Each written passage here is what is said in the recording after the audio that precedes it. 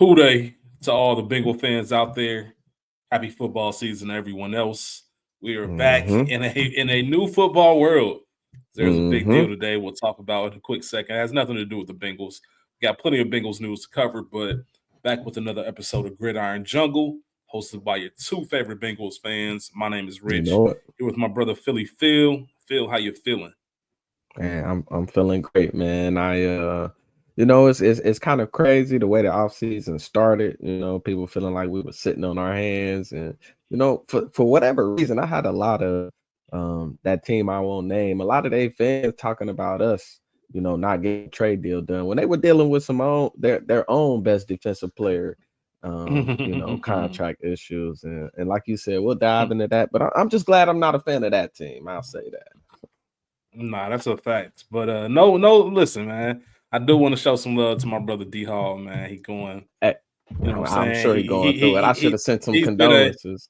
yeah, man. He's not a as he says, he's not a boastful Cowboys fan. He's not one of the obnoxious ones. Oh, he's not. He I just want agree to with that. win. Nah, he I just want to win, man. And I agree with that. for people like him, damn. But for people Yeah. like Spike Lou and other Cowboys fans, like it is what it is. It is what it is. But yeah, crazy news, man. Michael Parsons got traded and then proceeded to get the largest non-quarterback contract in NFL history. I was So not expecting that. I mean, I was yeah, wasn't expecting him to expecting it. make eclipse the number, but that number that, that he ended up getting, Yeah, nah, man. it's nuts. It's nuts. And everything escalated kind of quickly. It was today, this morning, it was like, all right, Cowboys are willing to listen to trade offers. Then you heard the Packers name, and then the deal gets done. So it wasn't anything. I guess you can't play around with somebody like Micah. If you're about to Yeah. take a swing, you're gonna make one of those offers that is hard to refuse, a Godfather Yeah. offer. So that's what happened. We do play the Packers in October. So that makes that a little bit more interesting. But even more interesting is week 4, Green Bay Mm-hmm. at Dallas, Micah's Mm-hmm. return. Keep that schedule. And it's prime time already. They don't have to flex it. Nope. Sunday night football. Look at how that works. We'll keep an eye on that. But this is not a Cowboys podcast. Ugh, never could be. Yeah. Yeah. We're here to talk about the Bengals, man. So we got a few things we want to discuss. Preseason's over. 53-man roster set. We're continuing our top 10 countdown with different positions. But the biggest news that we've been speaking of since this podcast started pretty much, Trey Hendrickson, the contract revision is complete. Trey will be practicing, getting ready for week 1 as he got a $14 million raise, bumped his salary from $16 million to $30 million this year. I believe he can earn an additional $1 million with 60% snaps played and Bengals making the playoffs. Does it have to be both of those? Yep. Do you know? Yep. Okay, so 1 million for both. And he can still be a free agent, which is a big deal, but he also can be tagged, Yes, which I'm sir. kind of surprised by. And let's see if we even go down that path anymore. But Phil, the news broke. What are your thoughts on it? What do you think about keeping Trey for another year? Are you happy with the deal? Would you like something a little bit more concrete for the future? Are you good with the money? What are you thinking? Hey, I am extremely happy with it. If you remember, when we had our early conversations, as much as we tried not to talk about it, my biggest thing and my biggest question was like, what is Trey looking for? Like, how many years is he looking for? Like, I understand the guarantees. I understand you saying, hey, I'm not playing on this $16 million, but like, how many years were you truly looking for? And then, all the news came out about them agreeing on the years, them agreeing on the total money, but not agreeing on the guarantees. I truly feel like this is a win for the Bengals. You underpaid him, honestly, the last 2 years for his production. So being able to get him this year on 1 year, going into that age 30 plus that they're worried about, paying him what he deserves, that 30 million is well deserved, especially when you look at Micah getting 47 now. That's insane. Miles getting 40 or whatever it is that he's getting, same with TJ Watt. So I think it's great for both sides, I guess. And then also having the ability to tag him, I believe, at which next season would be, I think, 34 million, somewhere between 34 and 36 million. But being able to do that, if he, balls out again, he could have his best year that he's had and we can tag him at that number. I think that's truly a win. And, beyond that, I can't see any team being interested in paying him 30 plus million. So that'll keep us in play, if we want to keep him around beyond that. So I think it's a great move by the Bengals front office. I hate that it took as long as it did to get here, because like we should have been able to do this 6 months ago and then really know what we could do in free agency, But I think at the end of the day, the Bengals won the offseason. I think they did everything that, fans could truly ask for outside of addressing that safety room. So, for whatever reason, we can't move them off of how they feel about Cody Ford being the swing tackle. That is what it is. But I love the deal. I think a Bengal fan should be excited about it. Maybe Al Golden's not so happy because you only have him certainly for one more year. But I think it's a great move, and I love it. Yeah, I would have liked one more year. I think 2 Mhm. years with Max would have been good. Mhm. I would have loved to know what that guaranteed money was and what the hangup was. I know we kind of Yeah. talked about 5-6 million or whatever it could be. Yeah. Because I Um, mean, just I because I don't want to have to tag him next year and go through the same spite, the mhm. same drama. Obviously, I think he'll report he's shown that, but he's also been wanting to get a long-term deal, and I think next year might really be that last chance Yeah. to maybe get a 3-year deal from somewhere. So I'm surprised that the trade is the tag is in there, but he knows that going into it. He signed the contract. Yeah. It is what it is. I just would have liked to pay him maybe 2 years of the same money, so we're Yeah. not overpaying just in case. But I think he's Yeah. going to have a productive year. I don't know how much past that, so Yeah. it And is what it is. I'm cool with it, what we got.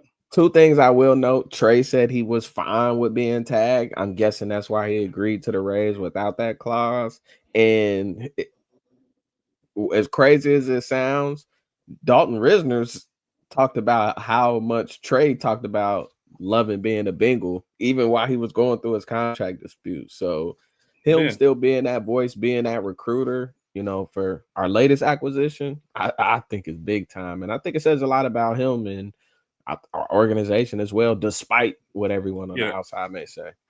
And that's not surprising. He's been saying that and doing that the entire time. I didn't Hmm. think it was lip service when Trey talks about what he owes and how much he appreciates the Bengals in Cincinnati. So, Hmm. stand up guy, we've been saying that. That's why you want to see somebody like that get paid. I'm glad he got his raise.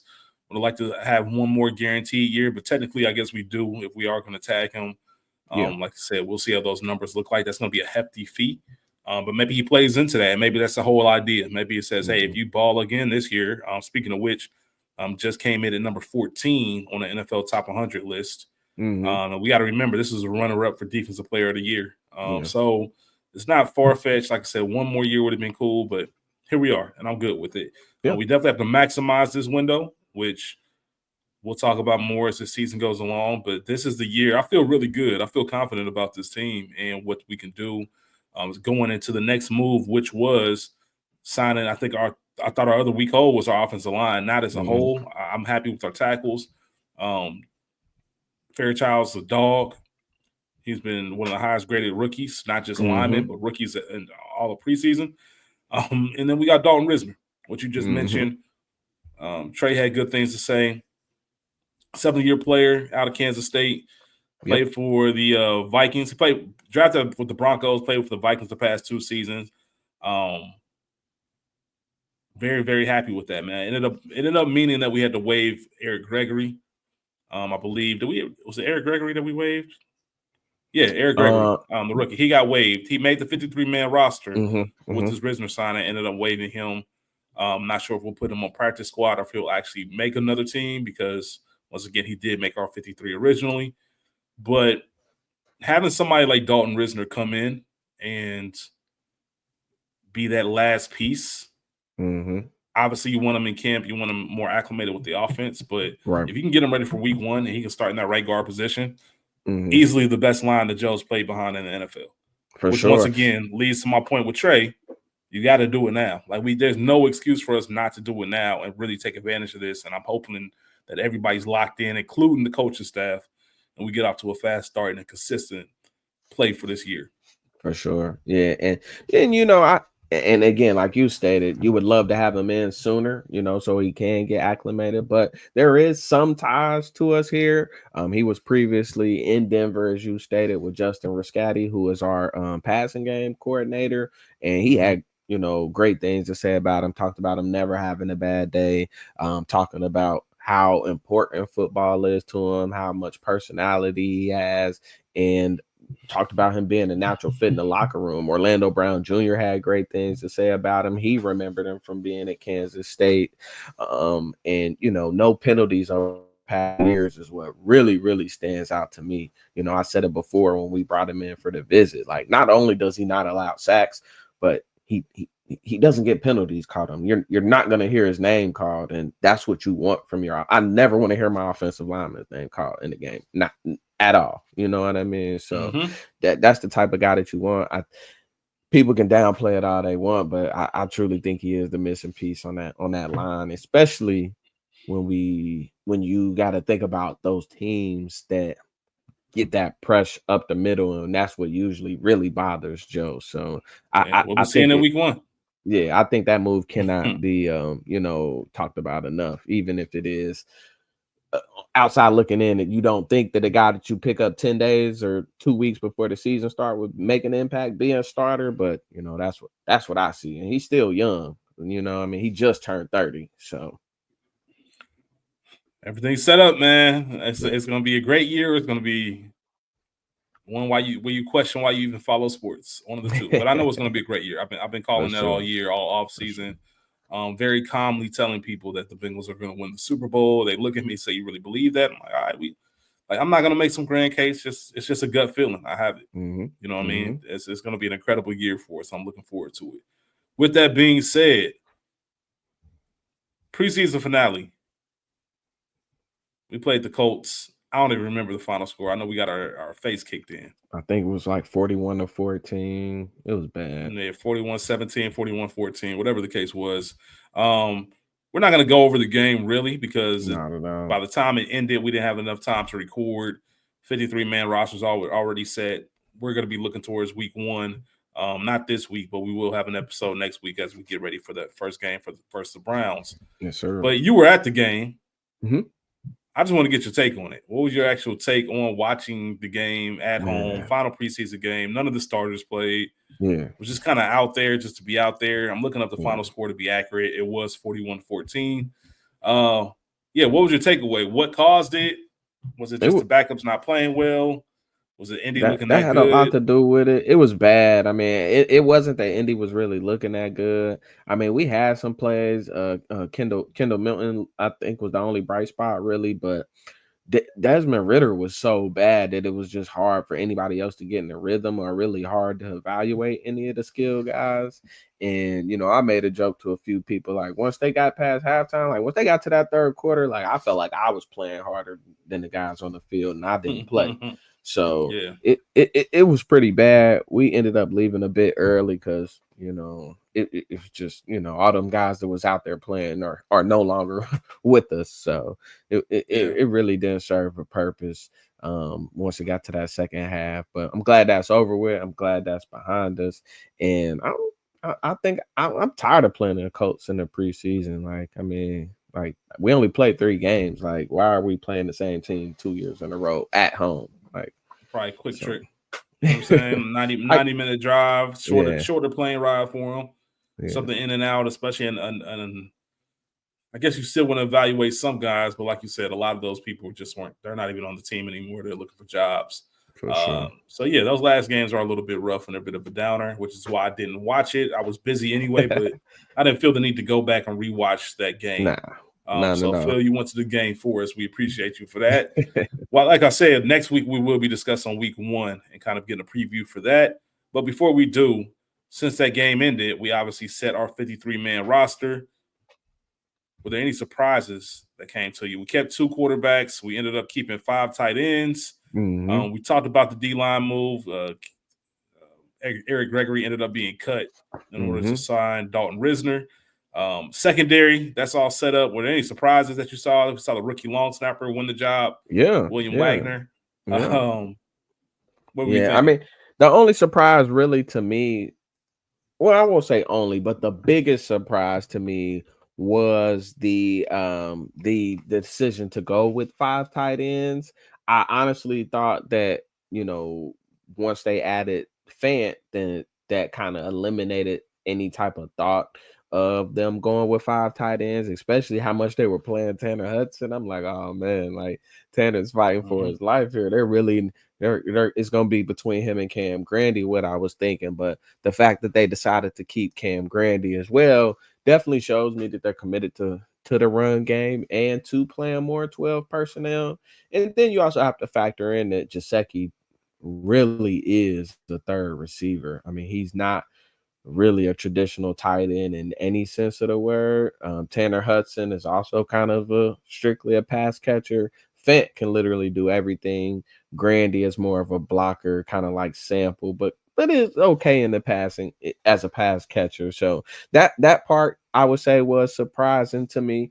I was also really surprised that they ended up cutting Taven Taven Bryan. I thought Yeah. he had a really good camp, a really good preseason, but maybe his wife, girlfriend, or whoever, got a little too full of themselves on social media and ended up maybe Hold on. being the cause What? of some of that. I'm not sure. She was complaining about the family arrival. Like she came to the game with no ID, so she couldn't get past security, and it was just she tried to make it a whole thing, but she's like 8 months pregnant, so I understand why she, certain things might bother her at that point. But yeah, so maybe that has something to do with it. I don't know. But the long snapper change is definitely that's one a that wild. That's that a I wasn't wild. expecting. He But said I yeah, expected the it. long That's understandable. the long snapper change there, going from Cal Adamitis to William Wagner, was not one that I expected. But apparently he was better in the punt snapping. Like he apparently gets the ball to Ryan Rico the way that he prefers it.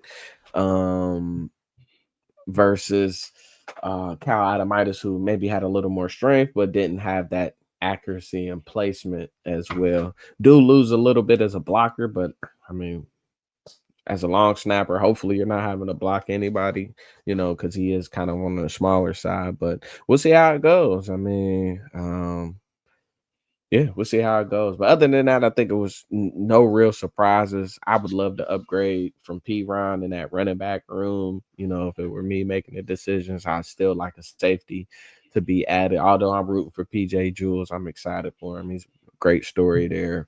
But no real surprises.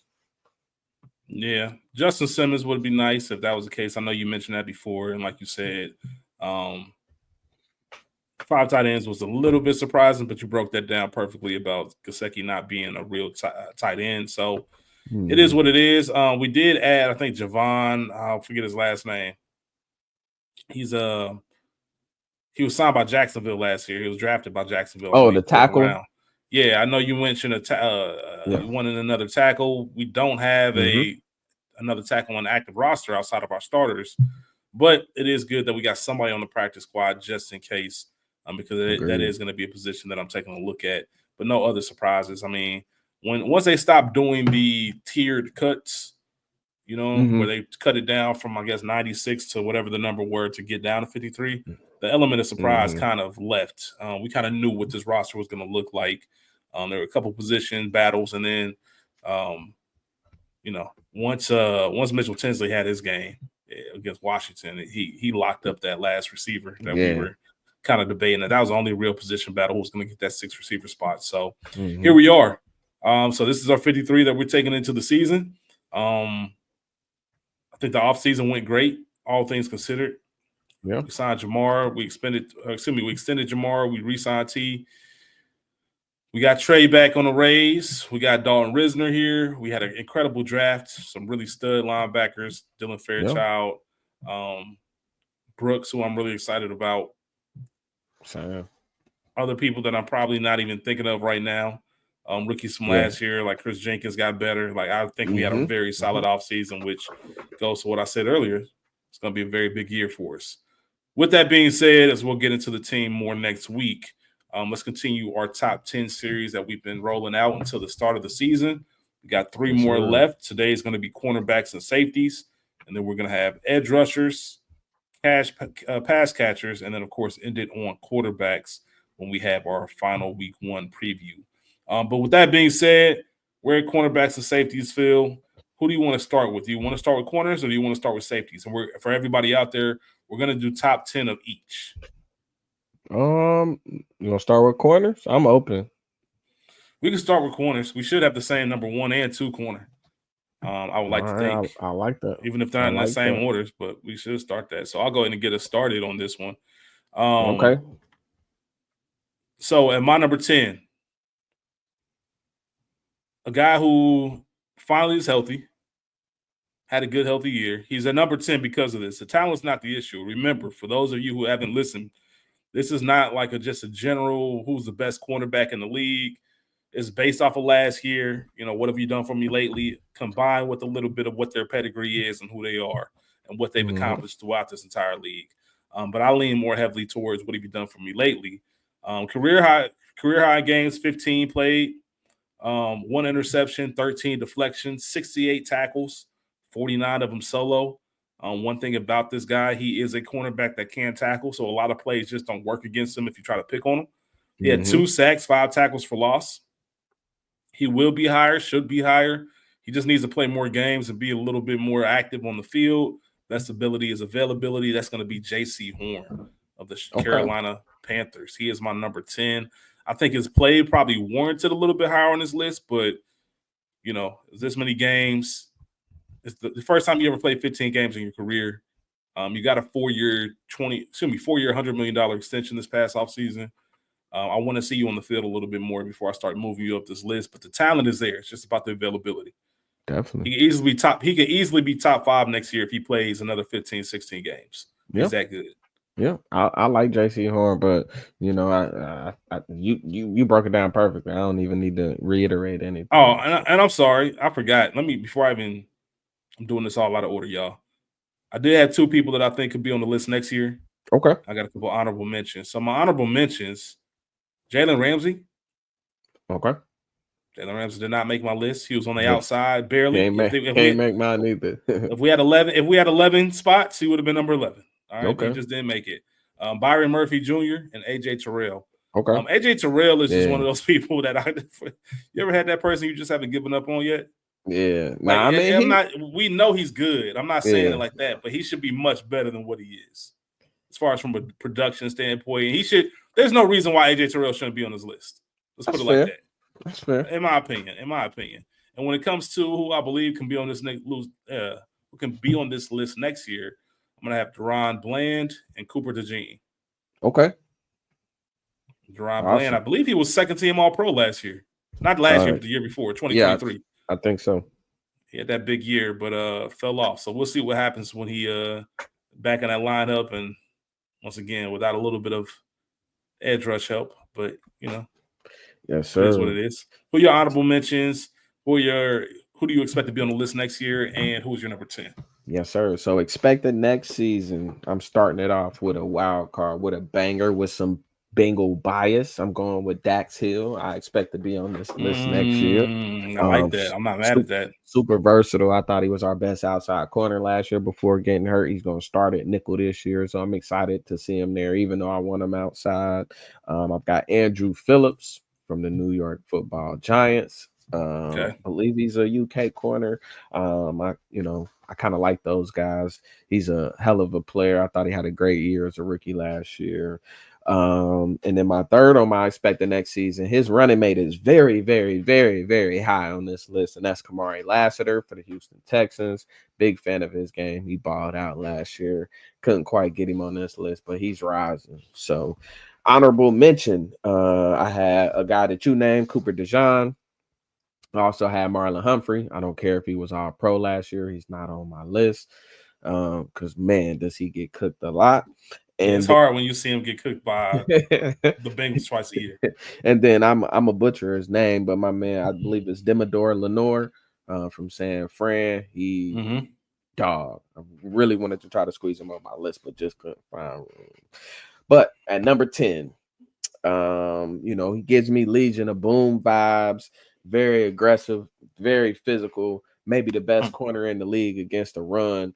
If you don't count the 5'9" giant Mike Hilton. And that's Devin Witherspoon from Mm-hmm. Seattle. He had 6 pass breakups, no interceptions, only allowed 575 yards. But like I said, man, very physical. Somebody that when receivers see him lined up against, they're not the happiest, and you don't really want to run his way either. So for that reason, I had Devin Witherspoon at number 10, and yeah, he may jump up this list next year. Who knows? All right, he's still on my list. We haven't gotten to him yet. But my number 9, one of the things I loved, even though I hated it at the same time, last season on Hard Knocks when they followed the Chicago Bears. All You right, just I know had you're this talking guy about. all over the field. The Bengals actually were featured. The weather wasn't that great. Jamar wasn't practicing, if everybody remembers at that time, but he still had straps, and not just against the Bengals, but against everybody. He was just all over the place. Probably would have been higher on this list had we made it last year. Yep. He had a bit of a down season compared to his year previously. Jalen Johnson is my number 9 pick for the Chicago Bears. 2 interceptions, 8 pass deflections, 1 forced fumble. He was just activated recently, so he's expected to be starting the season with the Bears. And like I said, I liked him more in 2023, but I still think he was deserving to be on this list because of his play. Definitely a film guy. Stats don't always tell the stories. One of those players you got to just watch play. Yep. And you'll see what's going on. But Jalen Johnson, my number 9 on the list. Who you got, Phil? I also had Jalen Johnson at number 9. Okay. 4 pass breakups, 2 interceptions, only allowed 424 yards on the season. In my opinion, a true lockdown corner. Big Jalen Johnson fan. Even with him having a down year last year, he's still in my top 10, and I expect him to, get that respect put back on his name this year. Agreed. My number 8, your number 10. Okay. Devin Witherspoon. I loved him at Illinois. Mm-hmm. Just from watching Big Ten football. I probably watched Big Ten and SEC football the most. Mm-hmm. And just for reference out there, I don't have a favorite college football team, so I just kind of casually bounce around. But I loved him at Illinois. He's just a dog. Yeah. I love dogs. I love people who are fearless. Just go out there and play football. Brings a certain edge to that team. It is fitting. He would have fit in perfectly with the Legion of Boom. Plays with the same organization. He was drafted number 5 overall, so it's not like it wasn't expected. We expect him to make lists like this. But man, he's been fun coming into the league. Him and Tariq Woolen, which is another person who I'm a really big fan of. He's not on the list. But somebody who did look like they could be on top 10, and maybe he could play that way. I think they're one of the best tandems in football. And you said everything else about the run.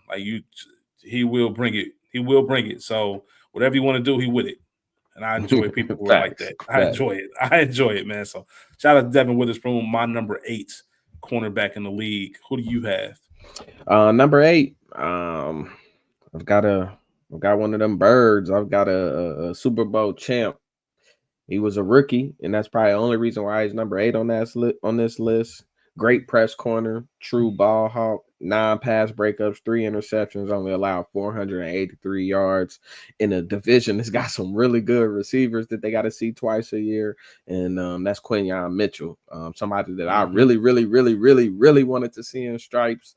But yeah, Quinyon Mitchell is my number 8, and definitely someone that I expect to probably be in the top 5 next year, to be honest with you. So. Hey, listen, let's just roll that over to me. My number 7, Quinyon Mitchell. Yes, First sir. of all, shout out to the University of Toledo. Yes, Rockets. Absolutely, man. Was one of those guys, if you were paying attention to the pre-draft coverage, was just popping out as the top corner, one of the top corners that should be taken. You are not getting yards after catch on him. Right? You catch the ball, you getting tackled. And with the scheme that Philadelphia runs, and we know it's a caveat. Philadelphia has the luxury of having an extremely great pass rush without having to blitz.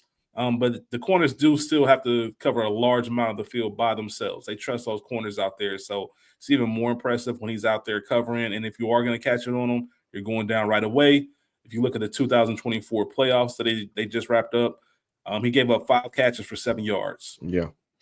Had 12 pass deflections on the season. He is just one of those guys that the hype was real. He's going to be a dog. Quinyon Mitchell is my number 7. Yes, sir. I love it. Number 7 for me, could maybe argue should be higher on this list. In my opinion, he's just not talked about enough. True leader on this defense for a team that I really don't care for. That's the Buffalo Bills, and that's none other than Christian Benford. 5 pass breakups, 2 interceptions, only allowed 279 yards last year in the regular season. Just great all around. So Christian Benford is number 6 on my list. I'm sorry, number 7 on my list. Apologies. Okay.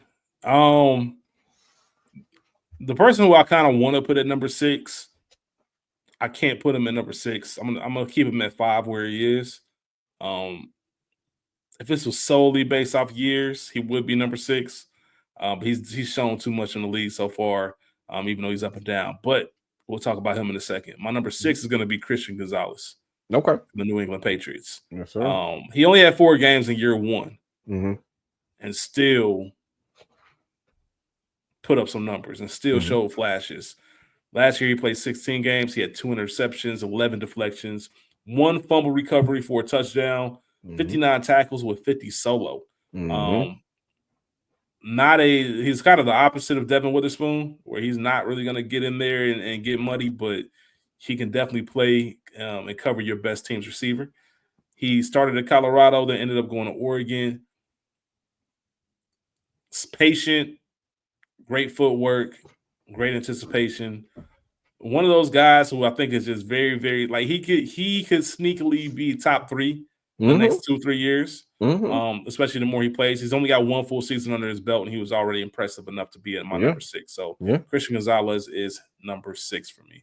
Yeah, Christian Gonzalez is number 6 for me. He's great in coverage. He's smooth, rarely out of position. And while he may not be that physical, he is a very, very, very sure tackler. 7.8% missed tackles. I mean, he's one of those guys that you're not worried about being out on an island making a tackle. So I had Christian Gonzalez at my number 6 as well. And definitely somebody I could see push for that top 5, although this top 5 is tough to crack. So.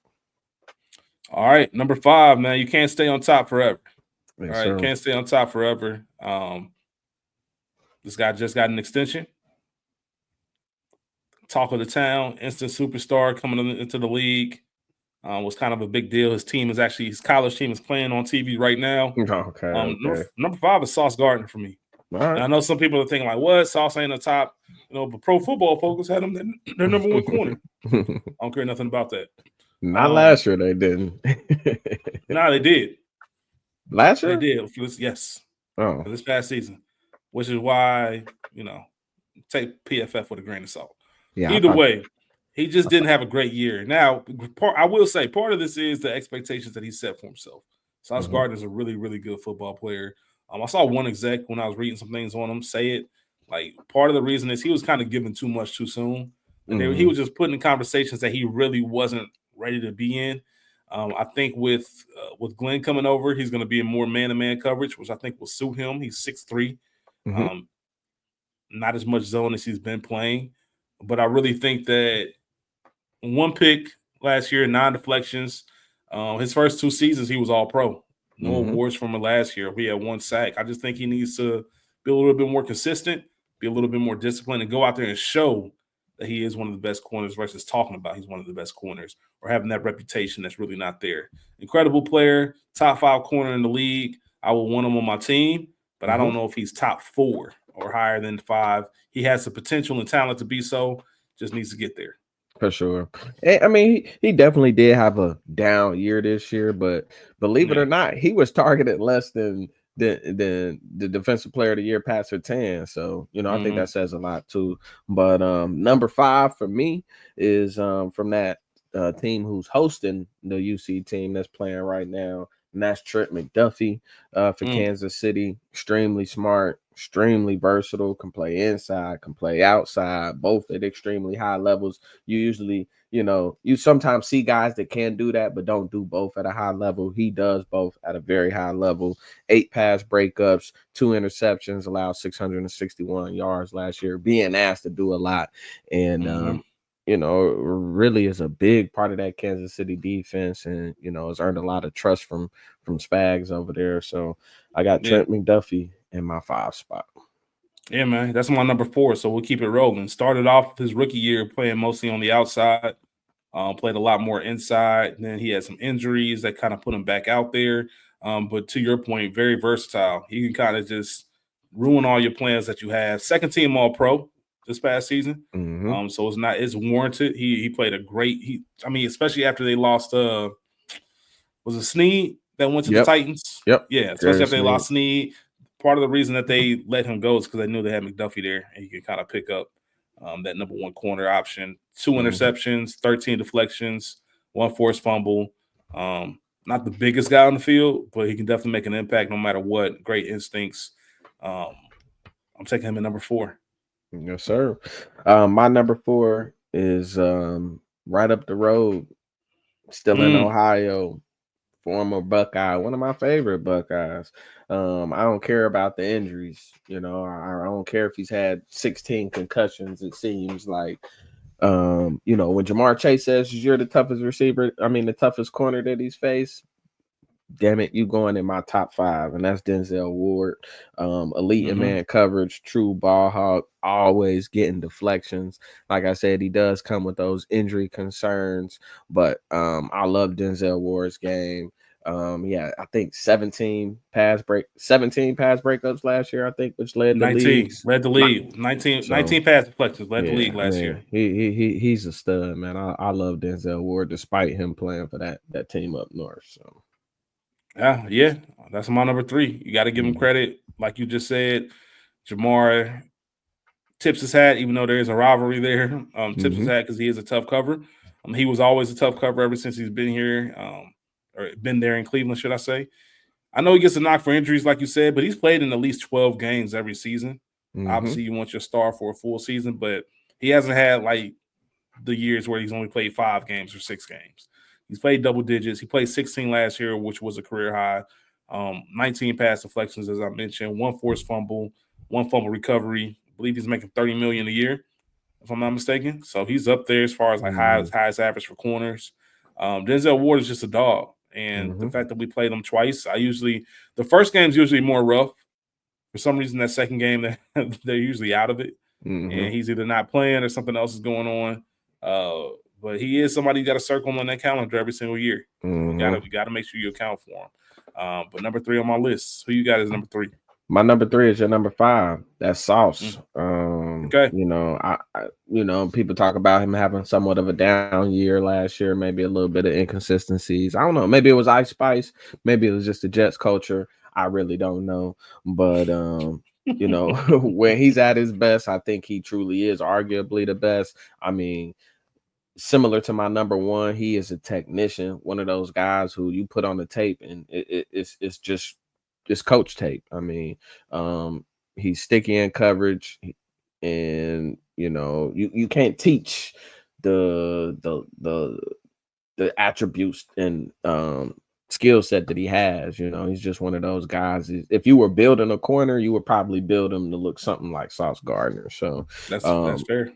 another one of those guys I expect to kind of get that respect put out on his name. I think playing for Aaron Glenn this year, having I'm blanking on his name, Robert Saleh back as the defensive coordinator. There with I oh thought he no, I'm was. I sorry. thought he was No, in he went to the 49ers. Niners. Yeah, I'm sorry, he was the head coach. But I think just Aaron Glenn being a former corner, also being kind of swaggy as a player, I think is gonna, help him out a lot as well. yeah. So I'm Sauce expecting a is my big year number for 3. him. I expect it. Like even with the down year, he's still top 5, y'all. Yeah. So if anybody's saying 5 is too low for Sauce, go put on the tape compared to everybody ahead of him. But definitely got the talent to be number 1, or Yes, close sir. to it if he plays lights out. My number 2, um, H Town, Yes, sir. Derek Stingley Jr. It's really not Mhm. much to no dramatics with our top 2, I don't think. Career high 17 games, Mhm. 11 games last year, 9 his rookie Mhm. season. So when he's on the field, he makes an impact. Even Absolutely. with 11 games last year, he still had 4 interceptions or 5. He had 5 interceptions this 5. year, Mhm. this past year. But not the year before when he only played 11. Oh, He got still you. had, Yeah, I think, yeah, he had yep. 5 as well, Yep. or 4, one of the two. But 5 interceptions this past season, 18 pass deflections, first team All Pro.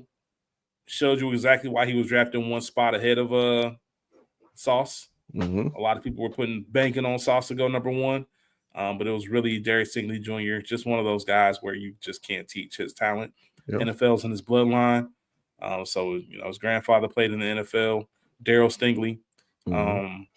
Just one of those guys, man. You expect him to be one of the best corners. If he's on the field, he's going to make an impact. And he changed the whole perspective of that Texans defense compared Facts. to the 2023 when he wasn't playing fully. So you can't say enough about him. We've known this. He's been a phenom. He was a true freshman on that historic LSU national championship team. Um, they always talk about of lore the battles between him and Jamar in practice, Mm-hmm. Mm-hmm. with him being a true freshman. So yeah, no surprise that he's here. That's my number Yeah. two. Absolutely. Same for me. Derek Stingley Jr. is also my number two. Crazy instincts, great ball skills. When you have double digit pass breakups and 5 interceptions, I think that says all it needs to say about your ability there. Because for Mhm. whatever reason, they're still trying them. And, you know, a guy that plays at the level that Derek Stingley has shouldn't be having 83 targets, in my opinion. Yeah, So, man. He had a play. He had that Tyreek Hill play mm-hmm. last year. Like he just does stuff that I don't think a lot of other people in the league can do. Yeah. And that's the one thing that's why he's up so high on the list too. Like you said, his ball skills. Mm-hmm. Like that's what Sauce I want Sauce to get back to. Like just getting your hand on the ball, more interceptions, giving the ball back to your team. All that stuff means something. Mm-hmm. And he was one deflection shy of the league lead. Yeah. He was to tie it at least with Denzel Ward. Ward had 19, he had 18. So Stingley's different, man. He's different. Mm-hmm. For sure. Number one, we both got the same person. No surprise. Yes, Reigning sir. defensive player of the year, first team All Pro, 4 interceptions, led the league in interception return yards, Mm-hmm. 1 touchdown, 11 deflections, 1 forced fumble, 1 fumble recovery. Great at every area of the game. Travels with the top guys. There was a clip when Ocho got some receivers together over the summer, and there was a clip of them just talking about Pat Surtain. Like, Yeah. what would Pat Surtain do? When you have the respect of the Triple Crown winner, some of the best guys in the league, Mm-hmm. and they know like this just ain't an easy assignment. And I Yeah. got to see him. I can't go away from him. They can't scheme me away. He gonna come with me. Oh I yeah. got to see him for 4 quarters. Oh That yeah. clip alone just lets you know he's the best cornerback in the league. Pat Facts. Surtain, the second. Add what you want to, but put on the tape. Like I don't think it's even close. Well, I'm not gonna say that. Derek Stingley's nice, but that's more credit to Stingley. Stingley closed the gap between last season and this season, but Surtain's still the standard. He's still the Mm-hmm. standard. He's still who everybody wants to be, who everybody's aiming for if they want to call themselves the best corner in the league. Absolutely. Yeah, man. Patrick Surtain, obviously, as you stated, my number one as well. Elite size, ball skills. I mean, he's really like the perfect corner. So I don't really need to say Mm-hmm. anything much more than what you said. I love Pat Surtain. Pat Surtain too. One of those guys I would just die to have on my team. And not so excited to see him this year when we play him, but really excited to see Riley Moss again. So looking forward to that game against Denver in the September there. I believe it's a Monday night, so that's gonna be a good one. Yeah, Monday night, right after Vegas. Yes, sir. Yes, sir. Right after Vegas, man. And one of the few cornerbacks to win Defensive Player of the Year. First since Yeah, Gilmore. big Gilmore time. won it in 2019, and then Charles Woodson won it in 2009. And then before that, I think it was Prime in 1994. So there's only been 4 winners since 1994 at cornerback position to win DPOY. So just lets you know Says a how lot. big time he was. You said what? I said that says a lot. It says a lot, man. And he beat out our guy for Defensive Player of the Year, Trey. Yeah. Yep. Trey came runner up as I mentioned earlier. So let's transition to safeties. I'm looking right now. I forgot to put some honorable mentions and who I expect next year. So I'm gonna let you take that part over, and you can start this list with your number 10 as well. Bet. So I'm maybe we were just on the same wavelength with these safeties. I didn't put anybody that I expect next year or anyone on my honorable mention list. So I'll go ahead and jump Okay. right into number 10. And it's the fire starter. It's the firecracker. Everywhere he goes, you don't know he's going, if he's gonna break up a player, he might put some bulletin board material. He might drop a diss track. He probably got some diss tracks out there, just knowing how off the cuff this player is, and that's none other than C.J. Gardner-Johnson, who's now with the Houston Texans. Had a great run with Detroit, had a great run with Philly. Big fan of CJ GJ. He's my number 10. So honorable mention for me. I'm glad you mentioned him. Yes, honorable mention. He did not make my top 10, but similar to what I said about Jalen, if there was a number 11, it would have been him. My number 10, only played 9 games last year. Still had 3 deflections, one fumble recovery touchdown, 2 sacks, 60 tackles, 2 tackles for loss. Makes an impact when he's on the team. I think he got extended the year before last. Antoine Winfield Jr. of the Tampa Bay Buccaneers. Okay. More games is the reason why he's not higher. Only played Understood. 9, so that's part of the issue. But outside of that, he's still one of the best safeties in the league, and somebody I don't see exiting the top 10 for quite some time. For sure. All right. Number 9 for me, you could probably argue higher on this list. He's had success in multiple places. Is involved into a versatile playmaker, definitely a ball hawk, and that's Julian Love for Seattle. 8 pass breakups, 3 interceptions last year. Really sound tackler. I think he had 87 tackles last year. Doesn't miss a lot, and that's what you want out of your safety, somebody on the back end. So Julian Love was number 9 for me in that Seattle defense. So Mike McDonald is a DB guru. So Julian Love. So. Number 9 is a guy similar to, I don't know if I was talking about Sauce earlier when I just said you're competing against yourself. We've just seen better versions of him. He was at one point, he was the best safety in football. He's not that anymore. Didn't really have a great season last year. And he's reaching that area where his reputation and his name is speaking more than his actual play. Still top 10 worthy, just not top 5 or the best in my opinion. The change of scenery might help him. He went back to the team that originally drafted him. None other than the Miami Dolphins, Minkah Fitzpatrick. 1 interception, 4 deflections, 1 forced fumble. He had 96 tackles, 1 tackle for loss. He made the Pro Bowl. Pro Bowl is whatever at this point. Right. Making a Pro Bowl don't really mean nothing. I look at all pro selections. And yeah, he had a good season. It was decent, but it wasn't up to his standards. And I don't think he played better than the other 8 people that I have ahead of him. So that's why he's number 9. Does he have the talent to be up there? Absolutely. He's been number 1 for quite some time, but just not really on top of things on my list anyway. So that's my number 9. Yeah, my number 8 is your number 10. You already touched on them. Injuries kind of maybe I won't say derailed them, but maybe knocked them down. Some people list, maybe some people kind of forgot about him, and that's Antoine Winfield. I expect him to climb up this list. Former All-Pro, still super young, bloodline strong as ever. So Antoine Winfield is number 8 for me. I got you, man. My number 8 is your number 9. Julian Love, Seahawks. 3 interceptions, 12 deflections, 2 forced fumbles, 1 fumble recovery, 109 tackles, 3 tackles for loss. Played well everywhere, like you said. Really revitalized his career. Kind of came to Seattle after some years with Buffalo. He was with Buffalo, right? I thought he was with New York. But... Was he New York? Yeah, he was with New York. I'm sorry, he was a Giant. I'm getting those blue, white, and red colors. Yeah, he was with New York, and then I gotta ask Corey what he thought about his time there. I don't think he played a lot in New York, especially his first couple years. But either way, made a name for himself, got extended. Julian Love is my number 8. You said everything else that needs to be said about him. Who's your number 7? Number 7, should be higher on this list. He's been up and down, but last year was definitely an up season for him. And that's the disruptive, physical Derwin James for the Los Angeles Chargers. 2 pass breakups last year, 1 interception, really sound tackler. High energy, always making splash plays, a leader on that defense, and one of those guys that I feel like everybody on defense just loves to line up with, somebody that you just love to go to battle with. And that's Derwin James, super versatile, play true safety, could play some nickel, could play some linebacker. I mean, wherever you need him to play, he could play. So he's the real deal. I love Derwin James, and I got him at number 7. All right. My number 7, I thought you were going somewhere else. This guy's also disruptive. Okay. Now that I'm looking at my list, I don't know if I don't know if he's older than Minka or not. But he could be. I feel like I He know could where be you're the oldest guy. going. Yeah, man. Arizona Cardinals. Buda Yes, Baker. sir. Yes, sir.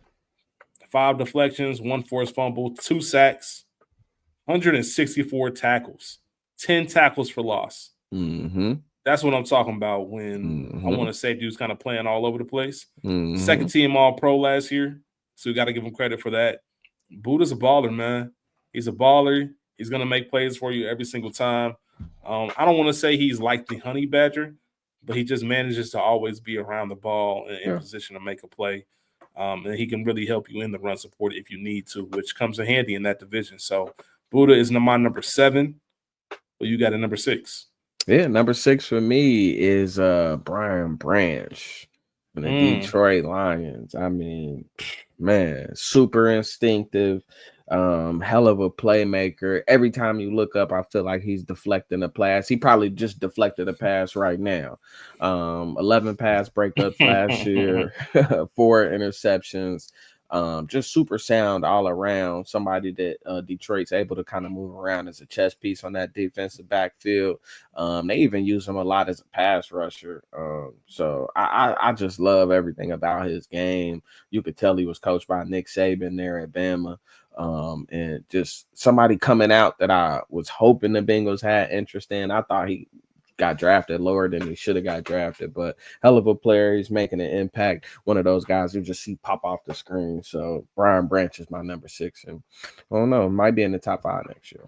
Super sound all around. Did you play in that? Yeah, no, Did you I play in that? didn't. I didn't. All right. I didn't. Just had to check, man. People want us to know. Yeah. My number 6, you mentioned him. He was your number 7. Derwin James Jr. Okay.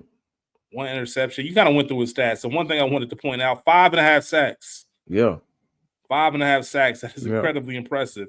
93 tackles, 10 tackles for loss. Second team All Pro. Like Derwin James has been a problem in this league.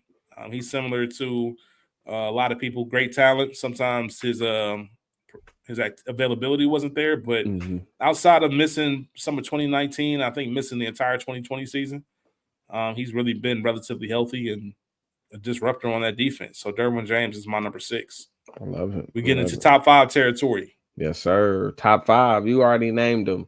I don't care how long he's been in the league. I'm going with him. That's Buda Baker, man. He's valued for his consistency. He's a tone setter. Maybe the on-ball production has decreased a little bit, but you talked about those tackles for losses.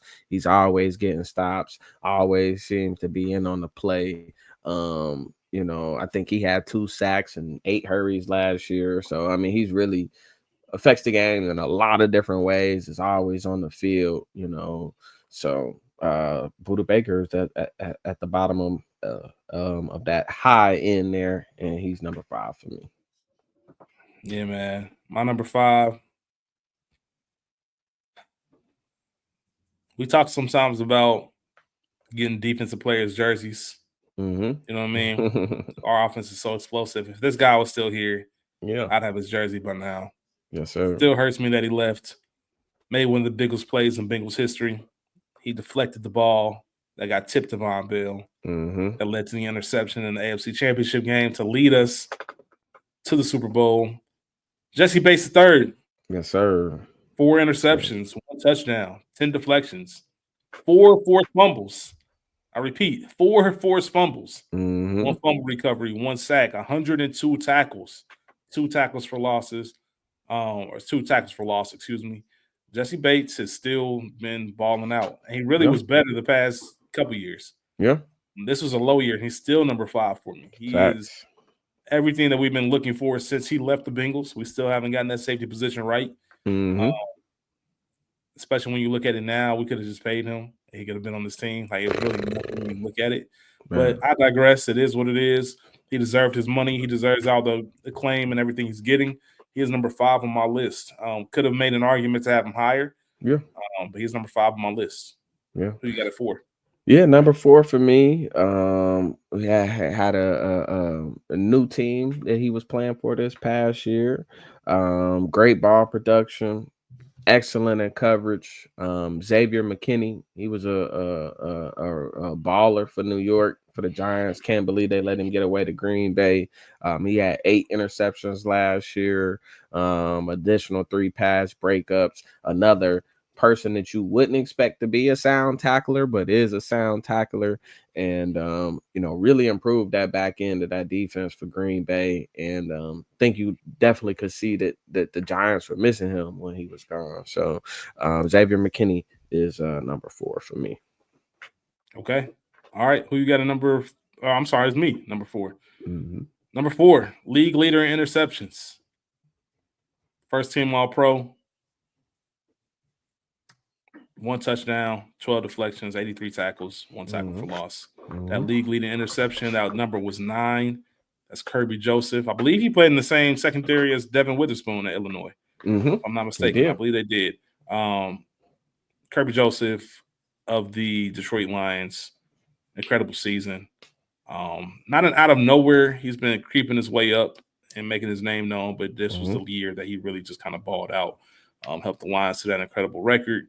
I think he deserves all of those accolades. And you look at it and you believe he should be top 3 probably, but he just didn't make it.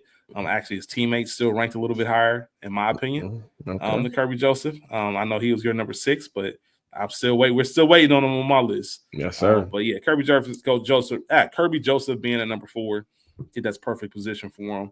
We'll see what happens. But the top 3, in my opinion, are just going to be pretty hard to crack. Well, maybe the top 2 for sure. But 4 is where he lands. Top 3 time, Phil. Yes, sir. Number 3 for me has already been named on your list. It was number 5, I believe. That's none other than Jesse Bates, the pride of Indiana. Just ball hawk, sideline to sideline. Demon Deacon's finest. Man, I'm telling you. Only had 4 interceptions last year, it seemed like he had more than that. He always, every time you see Falcon highlights, I feel like Jesse Bates is making a play. So, definitely has improved in the run game and his overall just run support. Could probably be a little more sure tackler, but just his impact is more than just what meets the eye and what you kind of see when looking at numbers. So Jesse Bates was number 3 for me. I think he played a large part in kind of transforming that Atlanta defense. So. 100%. I agree with you. Let's stick with that Detroit secondary. Number 3 for me, Brian Branch. All right. Roll Tide. Crimson Tide, baby. 4 interceptions, 16 deflections, 1 sack, 109 tackles, 8 tackles for loss. Everywhere on the field. You can do whatever you want to as far as his positioning and where you want to place him to make an impact on the field. Just disruptive. Instincts are off the chart. Just stuff you can't teach.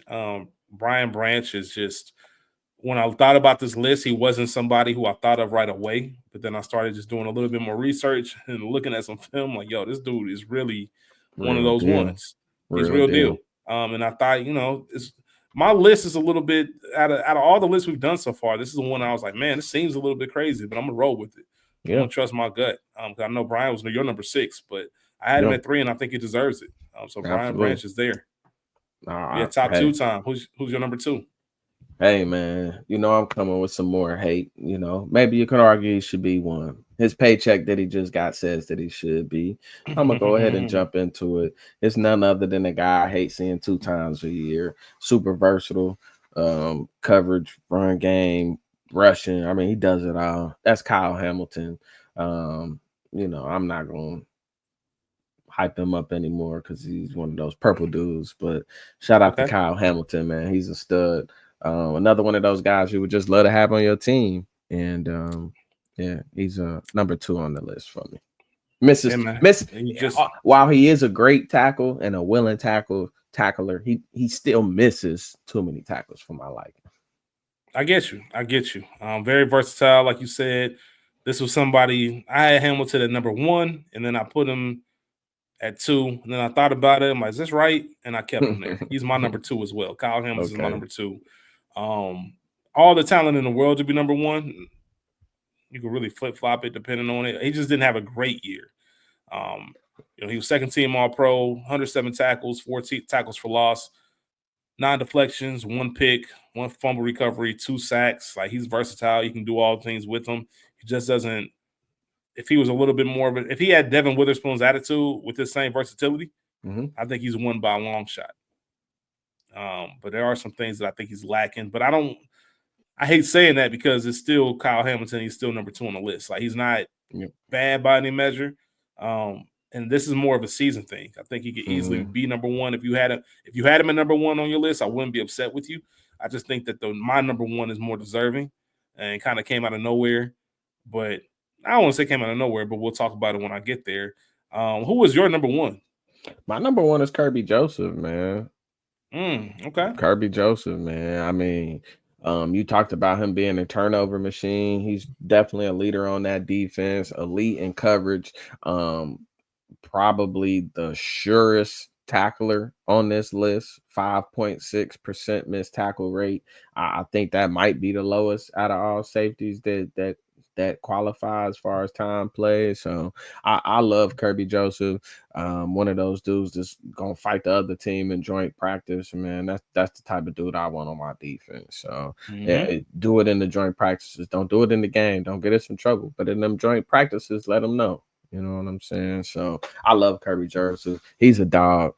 And yeah, that's my number 1, man. Great secondary they got in Detroit. Great secondary. Absolutely. My number 1 you already mentioned. First team All-Pro. 8th in voting last year for Defensive Player of the Year. Kyle Hamilton was 9th in voting. That was another reason why I kind of had to give him the top spot. 88 tackles, 1 sack, 1 fumble recovery, 11 deflections, 1 shy of the league lead in interceptions. Kirby Joseph had 9. Xavier McKinney had 8. He is my number 1 safety in the NFL. Not a spot that I feel like he's going to hold on to. It's not like corner when I think Surtain's going to be my number 1 for quite some time. This is more of a toss-up. This can go back and forth. He can be 1 season away from being number 4 on the list. But I think Xavier McKinney's – what's up? You got Micah in the mix now. He might, it might get his job gonna get easier. Hey, listen, I think so too. I do think he should be top 3 for the next few years that we do this. Sure. I just think he once again, it was one of those where I looked at it and I told myself, if I put Kyle Hamilton at number 1, I'm doing that off of name and reputation. I try not to do that on this list. You can't question what Xavier McKinney did. And to your point, I know this news just broke today about Micah, but he should be in that spot for quite some time, and that defense could be dangerous for this upcoming season. So we'll see how it ends up playing out. Xavier McKinney, my number 1 safety in the league. Hey, I'm not mad at it, man. He's a player. Got to see what Corey thinks about it. Yeah, for sure. But yeah, that's it. That's it, man. We got our top 10 cornerbacks, top 10 safeties. Next week we'll have a couple episodes. We're gonna release one on maybe Monday afternoon, Monday evening, maybe even Tuesday morning. We're going to talk about our edge rushers. So the pass rushers in the league, top 10. Wednesday, we'll be releasing top 10 pass catchers. So that's going to be, I don't know, are we doing 10 tight ends and 10 receivers or just top 10 pass catchers all the way around? What you want to do? You want to split it up? We'll talk about it. We'll figure out what we're going to do. Cool. Pass catchers will be number on Wednesday. And then, of course, on Friday of next week, and please don't get used to the 3 episodes a week. We're not there yet. This is just happening so we can wrap up this top 10 series. But Friday, we will be discussing the week 1 preview, Bengals at Browns, just talking about the game plan going in, what we're expecting, make some predictions in the game, then also wrap up our top 10 series with, of course, the most important position of them all, top 10 signal callers, top 10 quarterbacks going into the 2025 NFL season. Phil, that's it for us today. You got anything else before we get out of here? Yes, sir. I just want to tell the people, hey, look out. We're going to cook up a parlay for you on that preview game also. So make sure that you lock in for that. If we win you some money, man, buy us a drink when you see us at the game. You know what I'm saying? If not, let us know. But we'll know. But let us know. Let Phil know.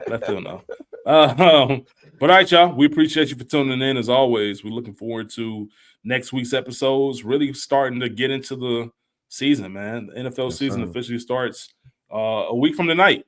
We're recording this on Thursday. Yes, sir. Next week, this time, we will be watching the Eagles and the Cowboys. Football's back. Cooking up Yeah, parlays, man. like Phil said, everything else. Yes, sir. So I'm looking forward to that. Can't wait to see if anybody's wearing 11 for Dallas in that game. It's gonna be cool, man. All right, man. With that being said, we'll see y'all next week. Enjoy this time, man. Enjoy college football. Big O State Texas game coming up this weekend. Fantasy football drafts. Great time of the year. Until then, who they? Who they?